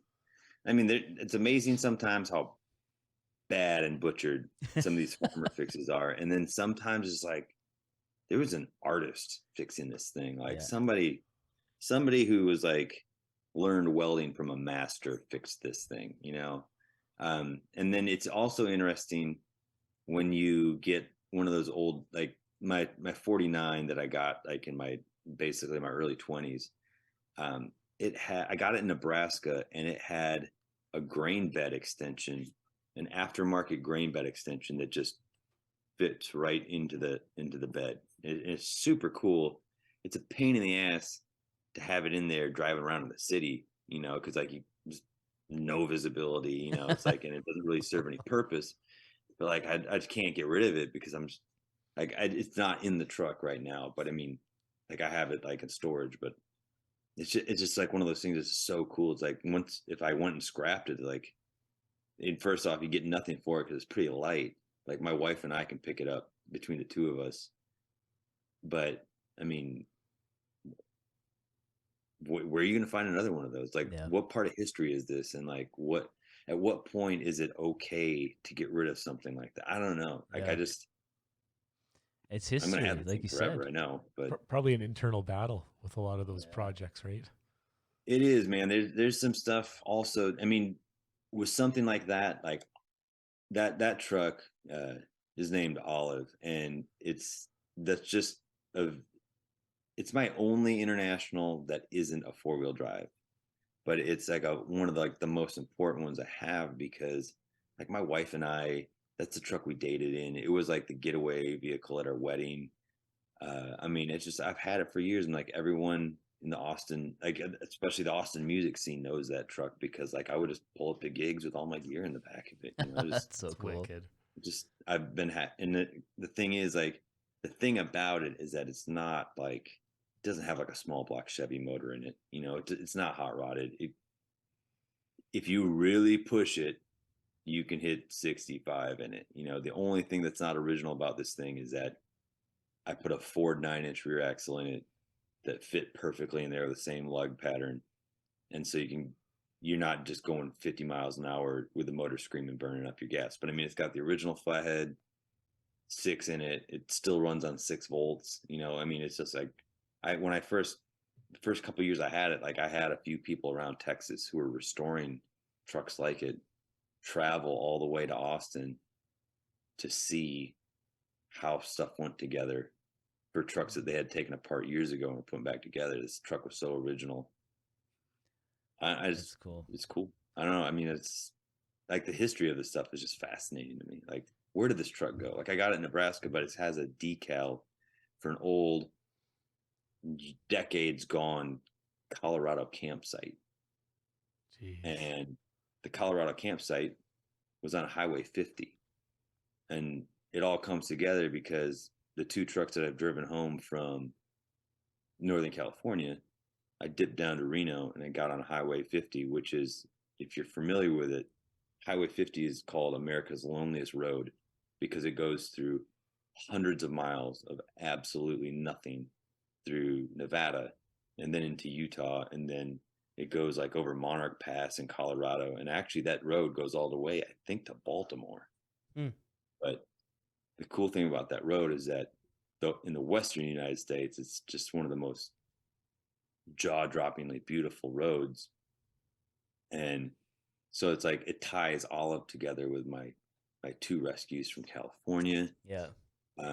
And when I brought the Coleman home, my dad had some health issues, and he's like, "Oh, I can't do this one with you." I was like, so my wife Jess flew out to Reno, and I picked her up, and we drove this thing home, and we charted a course because we really wanted to go visit like random out of the way things on what was already off of America's loneliest road. And so we took this thing up like old Forestry Service roads. We climbed a mountain with it. You know, we turned on the Coleman 4-wheel drive, and that thing just crawled like a mountain goat up everything we I wanted to just do. love that. There's a guy in a Jeep stuck behind us who couldn't make it up what we went. I mean, we got up to the top of this mountain, saw a cave full of petroglyphs.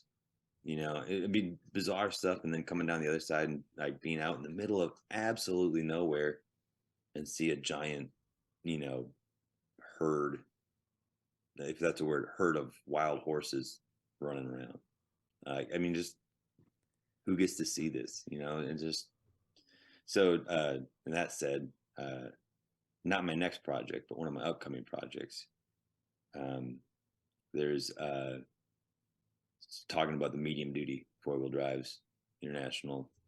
They made an A140. They made 414 of them, so it's the rarest one. And a guy reached out to me in Alaska, and he's like, "Hey, man, I know where there's one of these A140s." I was like, "I'm listening." Yeah. And so he sent me a picture of it. I was like, I mean, that definitely looks like it's been in Alaska, but you know, it doesn't look that bad. And he's like, "Oh, check this out. Found this today." And he sent me a picture of another one. And he's like, "This one's in a junkyard nearby." And like, it's got like the lockout hubs, you know, which are impossible to find. It's pretty smashed up. Like, he's like, "Yeah, you could probably get that one cheap, you know."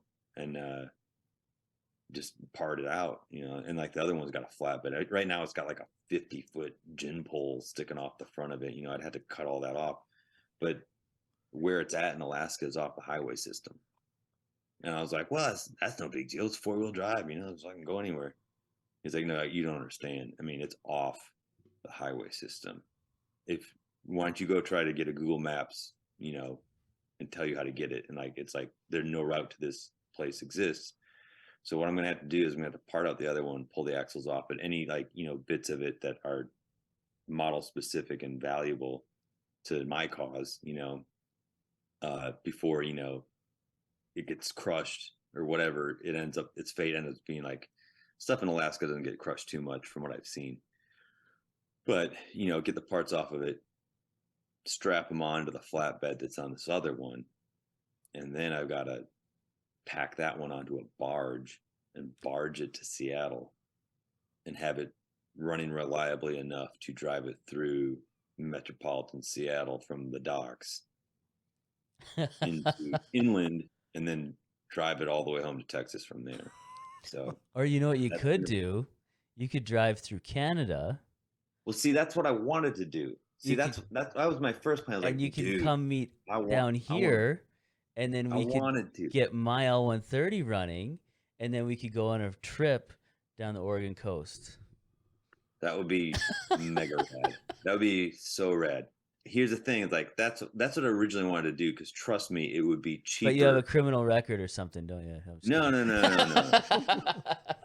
Got to book a couple gigs up here. Never convicted. Never convicted. Yeah.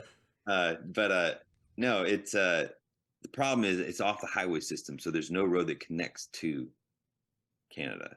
I mean, it is a small town surrounded by hundreds of miles of wilderness. Like, I'm trying to figure out a way to make that happen, because trust me, it would be far cheaper.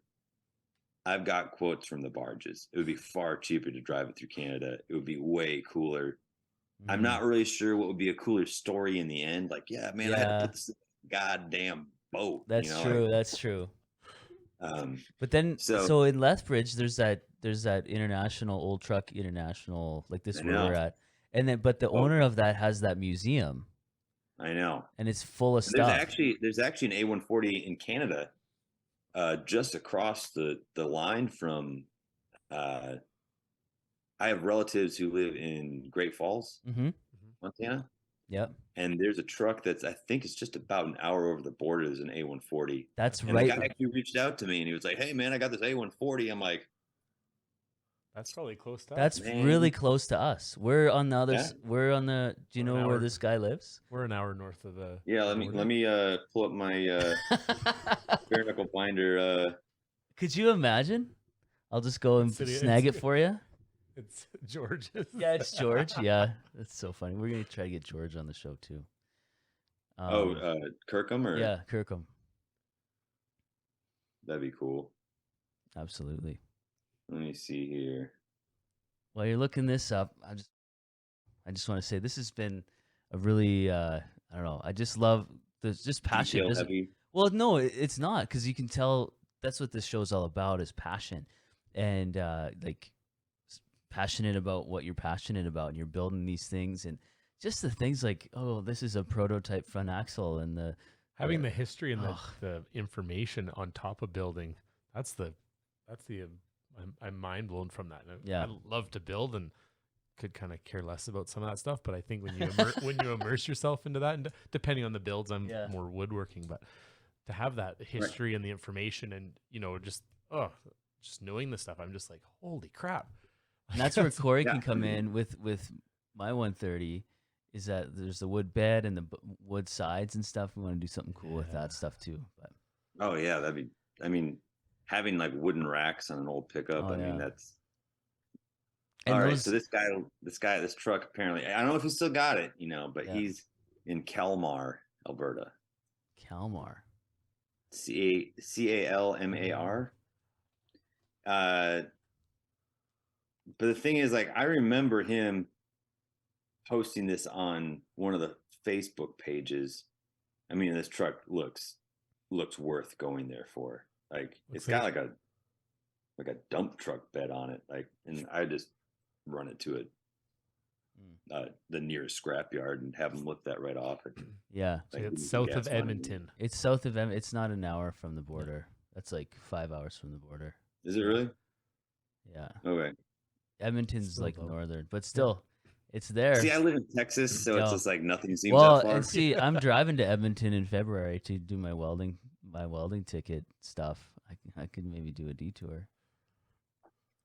I can reach out to this guy, see if it's still there.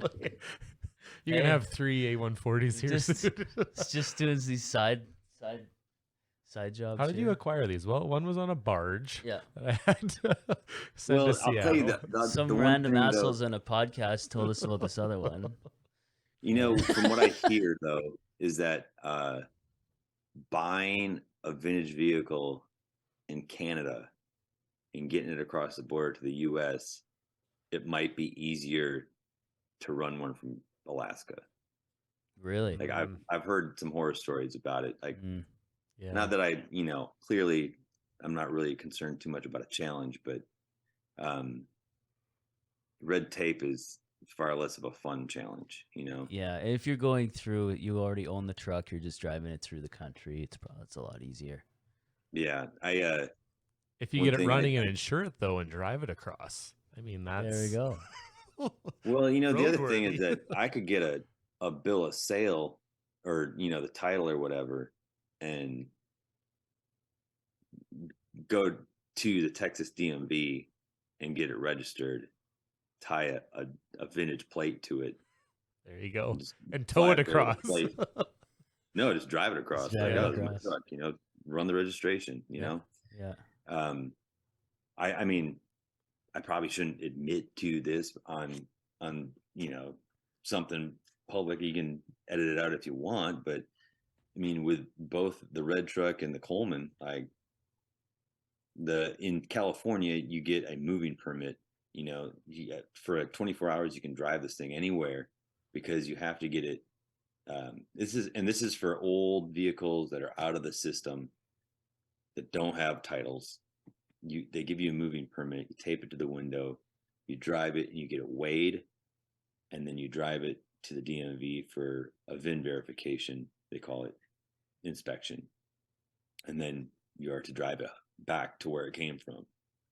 Until you get your title and your registration or whatever. In my case, I got a non-op title, which basically means I'm not operating it in California. I don't have registration. It's not legal to drive. It's just legal for that 24 hours to move it around. So what I did was I got my little moving permit. I went and got it weighed. I went and got the VIN verified, and I got the title process going. And then with the remaining daylight hours I had of the day, I drove that thing out of the state. And then I got to the other side into Reno. And with a red one, I printed up some temporary Texas tags for moving permits. And I didn't realize it until I printed them up, but they're not really valid at all outside of Texas for anything. And even in Texas, it was like, these are for like a motorhome or something, like it was just like, there's no criteria that matched this truck, that why these paper tags would make any sense. But I drove it across the country like that, and nobody stopped us. There was a point though, I got to Grand Junction with it, and I had to get back to Texas like in the next 24 hours or something, because I had a recording professional obligation I had to do. So I stored this truck at a buddy's house, or actually a guy who became a buddy, like one of my best friends. I found out about this international guy in Grand Junction, and he's nuttier than I am in a way, because he's into trucks from like international trucks from like 1926 to 1934. Like he's like stuff with wooden wheels, like, god damn, it's old. Yeah. But like, he's like, you can leave the truck here as long as you want, so he and I got to be pretty good friends. Anyway, so I flew back. My dad and I drove the van straight back to Texas. The van was like, wow, we're going like 70 miles an hour. What's going on? It's different for the last couple of weeks. But then when I got back to Texas, before I even flew back to get the truck, my California title was in the mail. So I just went across the street. Like there's literally a DMV across the street from our neighborhood. And I got it, and I had some 56 plates that I'd scored on eBay super cheap. And so I just flew back to Grand Junction with these tags. And unlike the first leg of the journey, which was just riddled with like, shakedown problems, like figuring out like, what is this truck's problem? Why is it like doing all this stuff? I got in that thing. I turned the key and I drove it home from Grand Junction, which is like, Grand Junction is about the halfway point. And I got home in like 2 days, Wow. day and a half. Like it was crazy. It was just like, I flew out on like a Monday, and then before my wife got home on like, so I flew out on a Monday. I got in the afternoon, and then I drove it all the way over the Monarch Pass.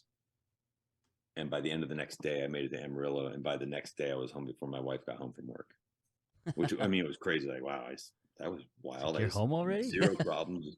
Just drove it. But with a Coleman, I had 52 plates going up there. I had the bill of sale. I did the moving permit. I went to the DMV. I got it weighed. I went to the DMV. They did the VIN verification. They got the title process going. I drove it out of the state. I got to the first rest stop outside of Reno, and I just bolted on these plates that were registered to nothing.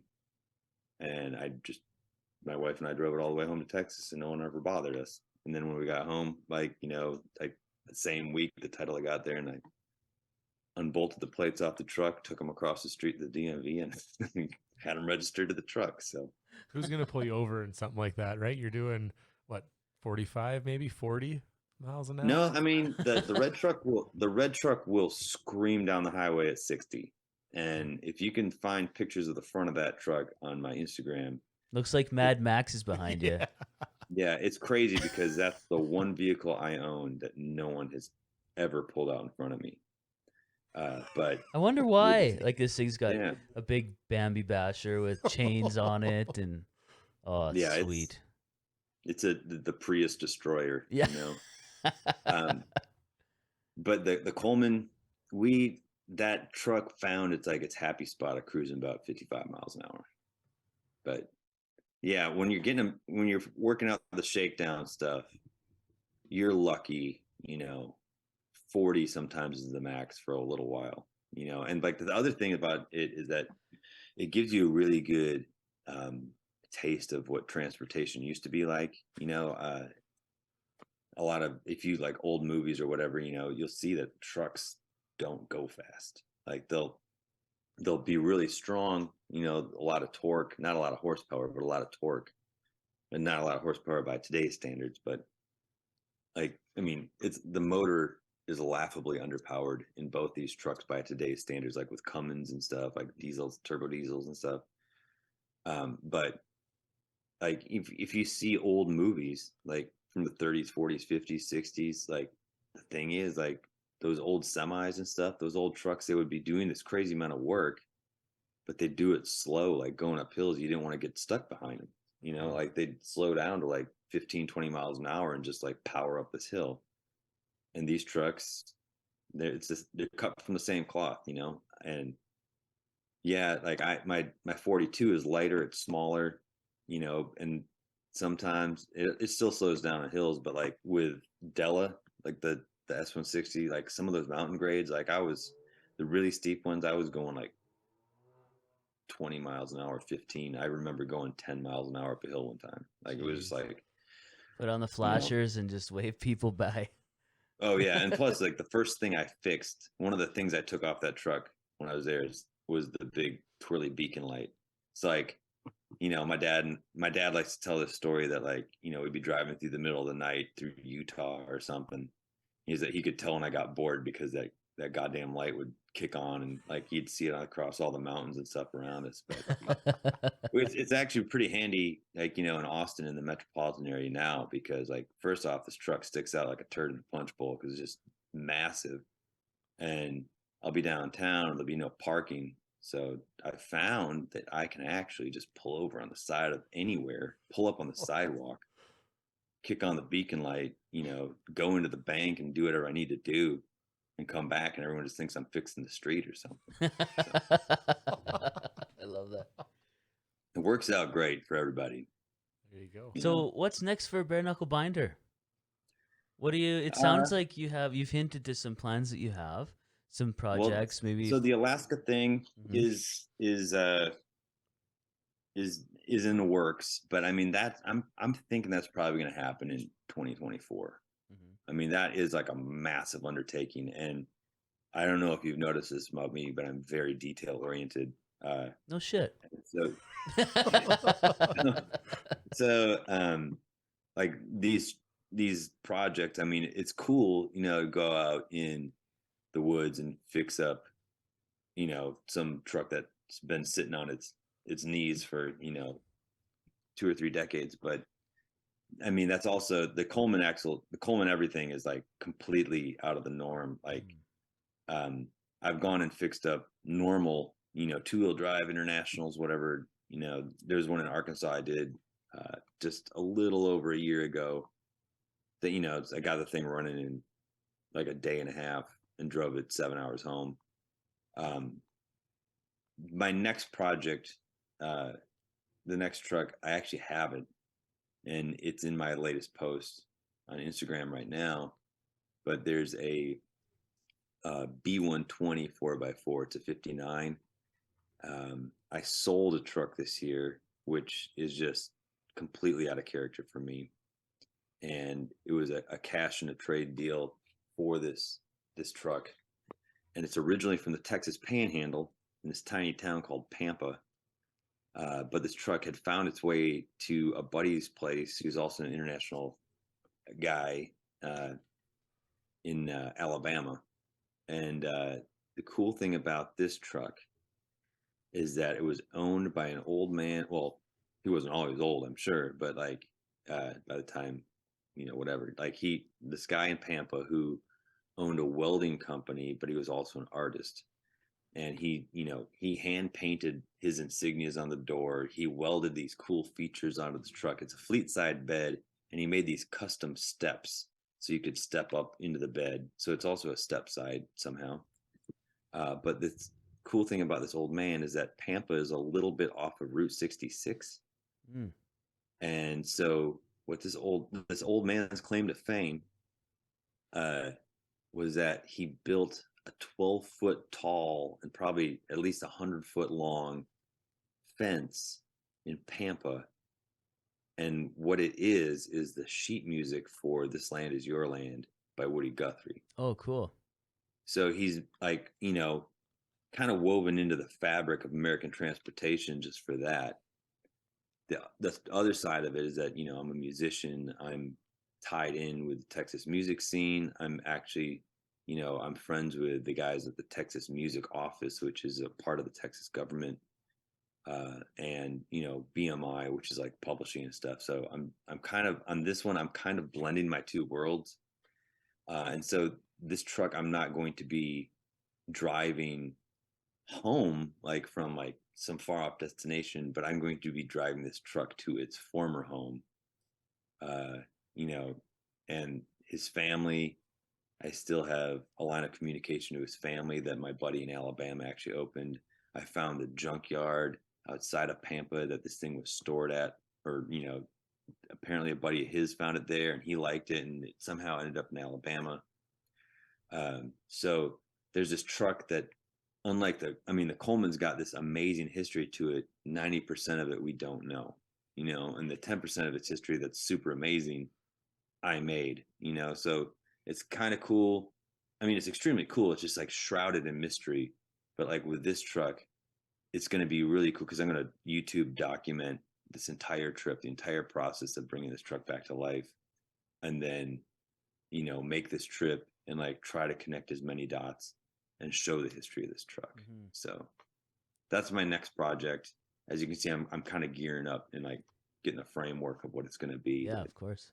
I think the coolest thing about like what this bare knuckle binder has grown into is like just showing how these trucks are special, showing how individual trucks are very, like, the history behind them is fascinating. And I guess part of that for me is showing why maybe you don't want to LS swap this thing. You know, maybe you don't want to like make it into like a half-ass hot rod. You know, like maybe this truck has its history is enough merit on its own, you know, to preserve it.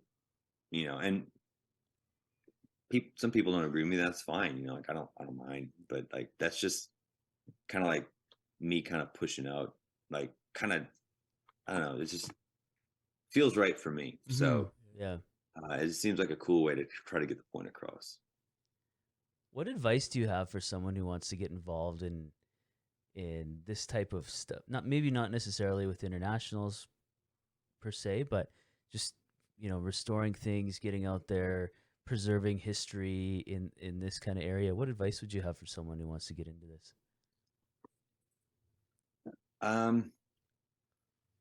I guess one of the things I would say is seek out the people who know what they're doing.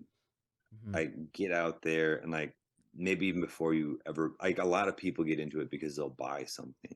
Like they'll impulse something and buy it and be like, oh my God, it was so cool. I could not get it.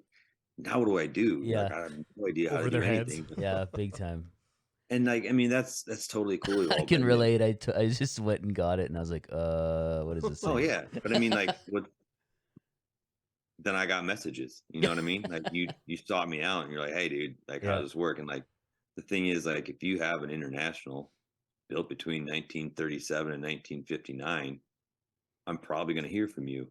You know what I mean? Like, that's just how it's kind of set up to be. And like, I was telling my wife today, like, just a few hours ago at dinner, I was like, man, there's some people like, you know, today that are messaging like my inbox on Instagram is always full of messages with people like, hey man, like, do you know about this, or do you know the part number for this? And so like I can actually spend half my day answering these questions. And like, man, today I had probably 3 people who were asking me questions faster than I could answer them. Like they'd be like, blah, blah, blah, blah, blah, blah, blah. It's like, okay. And I start answering this question. Like I'm detail oriented. So it's going to be, I'm going to tell you the whole answer. I'm going to tell you why this matters, you know, and like what your options are and why you shouldn't do it a certain way or whatever. And so I'd be like half a sentence into answering a question and the word bubbles up again. They're typing out another question. And like, by the time I get done with the first answer, like there's 4 more questions on the screen. I'm like, it's like, all right, dude. Like I feel like I first did that a off, couple times. I'm not gonna lie. no, dude. Trust me, man. Like I that's funny. was happy. I mean, anybody who reaches out to me with an L130, you have my attention. Like I have a soft spot for L130s. I actually had to pass on one a couple years ago, and I still kind of kick myself in the ass for it, but it just wasn't in the cards. But I mean, it was perfectly preserved 9-foot bed with these crazy seats that they had somehow put into it. And it had like the very international made bed extensions in the 50s called Adiraks. And like they basically stood up like 2 extra feet.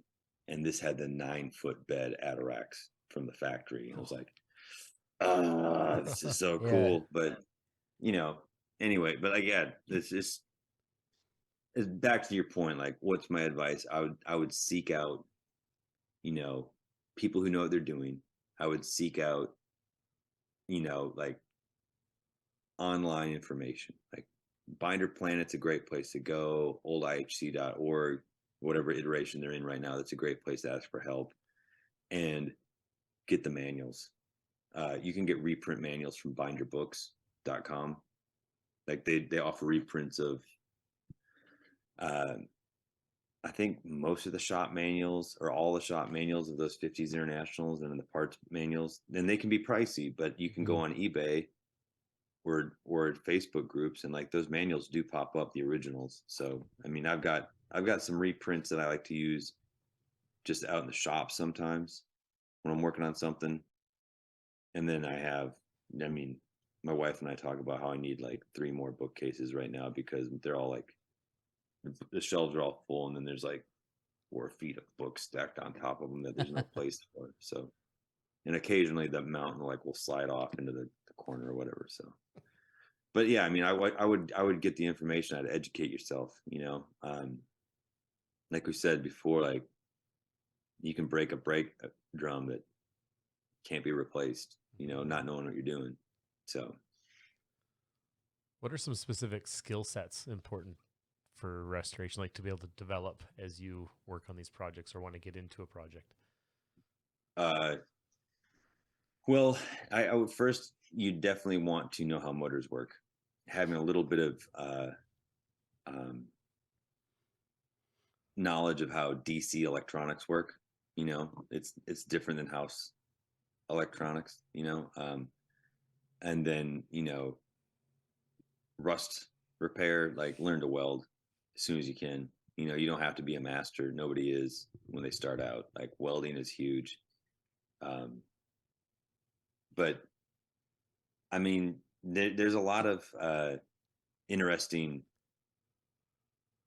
I would say, YouTube channels and stuff that like I'm not like a big YouTube guy unless there's just something I really want to know about, right? So I have a MIG welder, you know, I can glue stuff together pretty good with that, but I want to get into TIG welding. Like I don't know the first thing about TIG welding, so I actually lined up a TIG welder, and that's something I really wanted to get into because then you can make malleable welds. You know, like we're working on sheet metal. I have those 2 9-foot beds. I have to rebuild them both. I mean, they have some rust damage. And you know, something you'll appreciate with your Element 30 is that the one that I'm going to put on my S160 is a Canadian 9-foot bed. Yeah. And the reason that's important is because only the Canadian 9-foot beds, or the Canadian beds of that era, the American beds say they have 3 squares indentions on the front of the bed, but Canadian beds say international, like it says on the tailgate. So yeah, nerd alert. If you want like the ultimate, you know, branding overload, oh, that's awesome. got to get a 9-foot bed. So I want to repair these 9-foot beds, but like, you know, breaking out, that's another skill set is metal working, like panel beating, like hammer and dolly, you know, that kind of like just having a basic understanding of that stuff. And like I'm not the best at that stuff, but like I have enough to be dangerous, you know, like I can get by, I can straighten out a piece of steel. But like I'm fascinated by this stuff too. Like I really want to know how to do it. I want to be good at it. I always want to get better. So I mean, you can watch hours of YouTube about people, you know, using a hammer and dolly and straightening out stuff, or putting a contour into steel, or bead rollers and all that, you know, right? Oh yeah, it's fantastic. And like the thing is, I could get a bead roller, right, and I could work those contours about the indentions into the bed panels. But then I realized, like, man, if I was to have a, you know, press dies for this shape, I could start cranking these things out, and then that again in itself provides value to the community, in that like, hey, now there's a guy who makes patch panels for international beds. Like not only that, but they're multi-purpose because you can cut them to fit any part of the contour of the, you know, the indention that you want, or you could take an 8-foot bed and convert it into a 9-foot bed if you really wanted to. So I love I mean, it's I like fixes that are like Swiss Army knife fixes. Yeah, and with TIG too, like you said, the malleable part, you can hammer weld them flat. If you depending on what rod you use, the softer stuff, and you could hammer weld them, and that's just it's just like the old coat hanger oxy, you know, you use that, and then they hammer welded it flat, or the brazing. It's pretty cool. Yeah, I mean, and you know, the same thing is like almost a great, you know, I don't know what the word for it is. It's getting late here in Texas, but like so utilitarian is like doing welds like that on sheet metal with a TIG instead of like, you can just pull like, non flex cord wire off your MIG and just use that Yeah. because it's like nice and thin and you can get right in there. So I mean, just like, and this is just stuff I've learned in the last month when I'm like getting ready to get my TIG thing going. So And then there's cheater ways where some people just like lay the wire down over the like butt joint, and then they just kind of lap it all together. Yeah, man, like TIG welding, like that's like some type of black magic sorcery that I'm looking forward to. Cool. Just coming out on the other side of that wormhole. I think you had a good point there too. You mentioned you want to get good at something. I think that's a skill set in itself to be able to be hungry and, hey, I've already got these skills, but I want to learn more and I want to. Oh man, right? I mean, there's always that. It's good enough. There's we had was it John Hilgenberg, a big cabinet maker, on the show, and he's like, some of these tradesmen are, well, that's good enough. He's a cabinet installer and does that, but that it's that good, or it's good enough versus I want to be better. I see the mistakes. Right. I want to get right. Having that hunger and that desire of wanting to build yourself and build your skill sets. That's a skill set I think in its own. Totally. I mean, I agree with you completely. I think that I think enthusiasm should be the sharpest tool in your toolbox. And enthusiasm leads to ingenuity. So it's like enthusiasm will find the way. Will lead you to the place that you're gonna find. I mean, you don't get like, you'll get into a project, but enthusiasm will carry you through the entire thing. Like that never let that part die, because that's what drives a truck 2,500 miles home. That it's not, it's not, for, I just had a bunch of time to burn up and it seemed like you'd be still there. You'd be still there if you didn't have enthusiasm. Yeah, no, yeah. I mean, like, enthusiasm is what makes that seem like just the coolest idea ever. Yeah. Any other metric, it's pretty hard to justify something like that. Yeah. So enthusiasm plus tools. So speaking of tools, top 3 starting out tools, or what's your go-to for whether you're up a mountain 50 miles from the nearest parts store and trying to get something going? Right, well, what do you keep in your tool roll under your seat? All right, so funny you should mention that, because I actually have I have a tool roll that I made. Well, I wanted to get good at auto upholstery, so I bought a double stitch industrial sewing machine a couple years ago. But using that, I found an international bench seat that, like, there was a giant swath of almost mint condition old seat material. So I made my tool roll out of an international truck seat. Oh, that's so awesome. And so that's all my like, basic open end wrenches. Starting out tools, obviously you need a wrench set, you need, sockets are great. I will tell you, specialized tools, I mean, like, obviously, I mean, there's basic mechanic tools, like, we don't really need to get into that. But I would say there are several tools that, if you're going to really get into working on old cars, these are the ones you need. Is one, you're going to need a good slide hammer. There's so many situations, like removing old seals, like random old bolts, not brake drums though, that a slide hammer just comes in clutch. As far as brake drums, you need a puller. And I'm not talking about like the kind you go down to AutoZone or wherever your Walmart of car parts is, and rent the shit ass puller. Get like a badass old school puller. Like, they made old Snap-on or Blue Point pullers in the 50s that went onto the lugs and pushed on the hub, and the handles were just big anvils that you smashed with a hammer. And that's how you pull those drums off. That's the right way to do it, or else they'll break every time. That's a specialized tool that anybody getting into this, you need.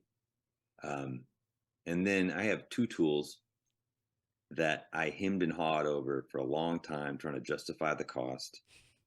And I've told my wife that if something happened to them, someone stole them, I'd have another one by the end of the day. One is, first and foremost, Milwaukee 1/2-inch impact, like the high impact. Yeah. That thing will Monster. tear the stink off of shit, man. Like that does not take no for an answer, right? And then the other one is a tool I didn't get for a long time because I was like, nobody owns these but thieves. Is a cordless angle grinder. Because, you know, as a musician, I was like, I always had that stigma. I was like, the only people who own these are fucking trailer thieves, Yeah. you know, for cutting locks off of trailers. But the first time I took one of those into a junkyard, oh my God, it's like the heavens opened and I heard angels singing. And like, all of a sudden I could get all these parts I'd be stymied on. I couldn't figure it out. I will tell you one thing that has helped me a ton.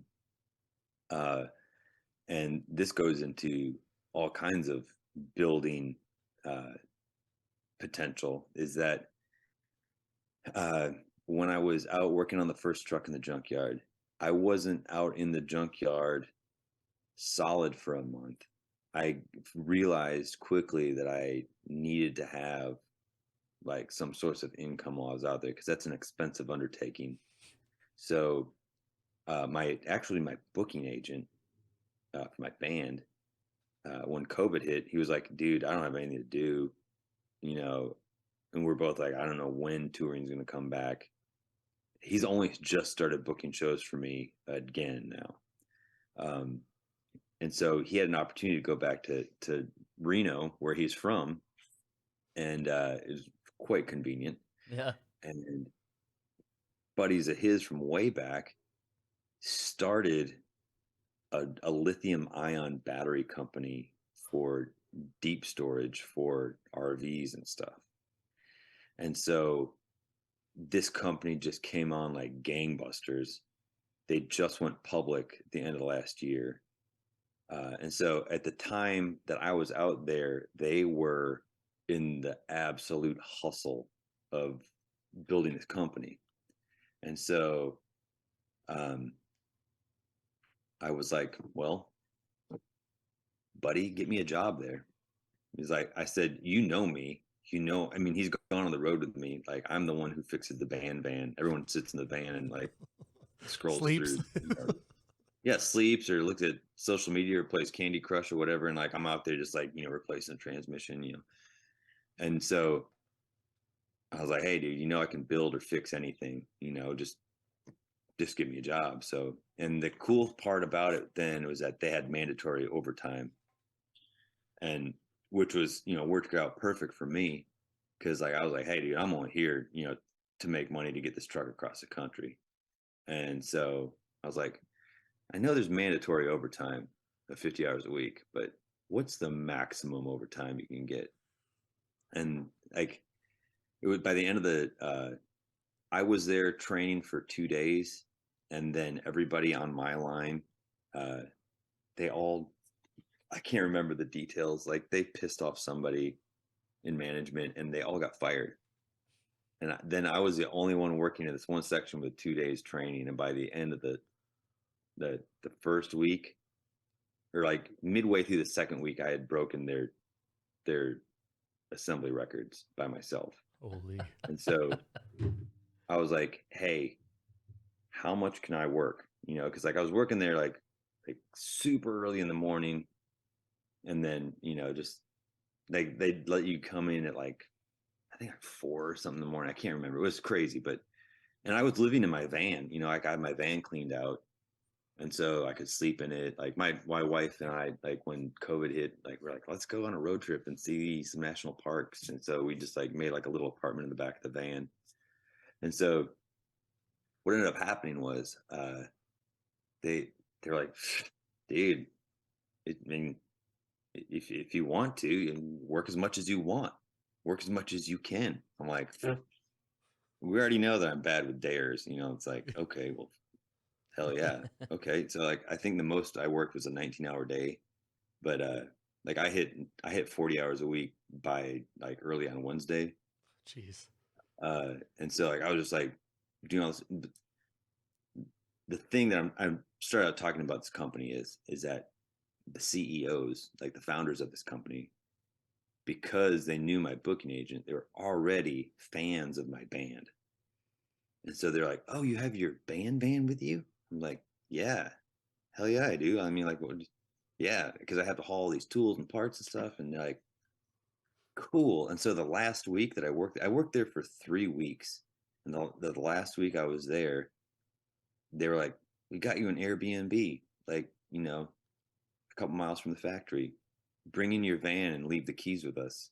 And so what they did is they built a power cell into the back of my van. And so I can charge it off the shore power, or it trickle charges off the alternator. And so that just changed the whole game for me. Like when I was working on the Coleman, because like first off, like I can go into a junkyard now with an extension cord and like run power tools off it or charge my batteries, or you can camp in it uh, and run a heater or something, But it actually came in handy because here's a crazy story, but when I went up on the initial trip for the Coleman and got the axles and in the transfer case, I was coming back through Grand Junction, and then I got to about Gunnison, and it looked like Monarch Pass was going to be chain control because it was starting to snow up there. I was like, I forgot my tire chains. So I'm going to go this other way. And there's actually a junkyard that I wanted to go to in southern Colorado. So I cut south and I started going up this pass that I'd never been up. And it's dark, it's middle of the night. And I get about half a mile from the summit of this pass. And there's a guy on the side of the road. And I forgot to mention that it's blizzarding right now. I mean, I'm like driving into a blizzard now. It's like getting heavier and heavier. And all of a sudden, there's a dude on the side of the road waving me down. And I stop. I'm like, "What's up, dude?" And this dude speaks broken English, and he's covered in blood. And so turns out what happened for him was that he was in this blizzard and his car slid off the road. And by the time I made it up to where he was, he had just crawled and clawed his way back up the mountain through the underbrush with no light in the dark, covered in bruises and blood and stuff. And he's like, "You can't leave me." I was like, and first I like, I mean, I don't know if you've been out in the middle of nowhere and encountered a stranger covered in blood. There's movies But on it's that. just like, yeah. It's a is whole this how it genre. ends? It's like, is this how it ends? Like, Yeah. I don't want this to be how it ends. So I mean, pick the dude up, Sam, he turned out he's from San Angelo, Texas. And so I drove this dude like down the other side of the pass and then through all these tiny little towns trying to find a hospital. And I ended up driving him all the way to Alamosa, which was a town I was going to because I had the junkyard. Dropped him off in this hospital, and then, ta-da! My battery pack. I had to sleep in a. I mean, by that time it was like 3 a.m. I was like, "Oh, I'm just gonna wait it out. Like, I don't need to get a hotel or anything. I'm just gonna wait it out until this junkyard opened." So I just ran an extension cord up to the power cells in the back. I had to run an extension cord up this 15-passenger van, put a heater by my feet, like a little space heater, and just passed out and slept in the driver's seat for a couple hours. So I mean, it's just crazy how, I don't know. I mean, I know that's a crazy tangent, but like that, like building power cells and like that starts going off into like van life territory. Oh yeah. So. Oh man. Well, this 2 hours flew by. We're just getting into it, aren't we? Yeah. Stay tuned for part 2. Yeah. Don't get me started on winches, man. Like PTO bumper winches, and they're just be here for 5 hours. Tornado? Oh man, yeah. What are you doing, Eric? This has been great. Just sharing, just the tip of the iceberg of your knowledge, I'm sure. But your passion for internationals and just restoring old things and learning the skills you need to get the job done and being resourceful. It's really inspiring, and I hope people get a lot out of this conversation. And as we kind of wrap up here, where can people find you? Obviously, my two places that I post stuff are YouTube and Instagram, and it's just at Bare Knuckle Binder. And if you dig what I'm doing, there's a link tree in my Bare Knuckle Binder Instagram, and you can buy a shirt. I've started to offer shirts for sale. Nice. And that'll fund the projects. It hasn't yet, but it's, We're hoping. it's Just humble wait. beginnings. Yeah. We all have humble beginnings. Yeah. The first thing you should do if you're getting into old trucks, you should buy one of my shirts. Yeah. First, That comes with the knowledge and the history, right? Yeah. You become Yeah. smarter with it. that's the top starting out tool is a Bare Knuckle Yeah. Binder shirt. That's a fast track. Does that give you 24/7 access to your brain? Yeah. No, but I do check my message requests like every day on Instagram. So if someone's got a question, I try to get to everybody, but I didn't realize how many questions I was going to be inundated with. But if I didn't get to you and you sent me a question, re-up yourself. Send another one. But And we'll link to all of those things in the show notes of this episode, as well as all the show notes or links for all of our stuff in the show notes. And I just want to say, Eric, thanks again for coming on the show. We really appreciate your time. well, thanks, man. I'm flattered you had me. And it's been awesome. And thank you everyone for listening. Thanks, Hoff. Thanks, Rosie. And we'll see you guys in the next one.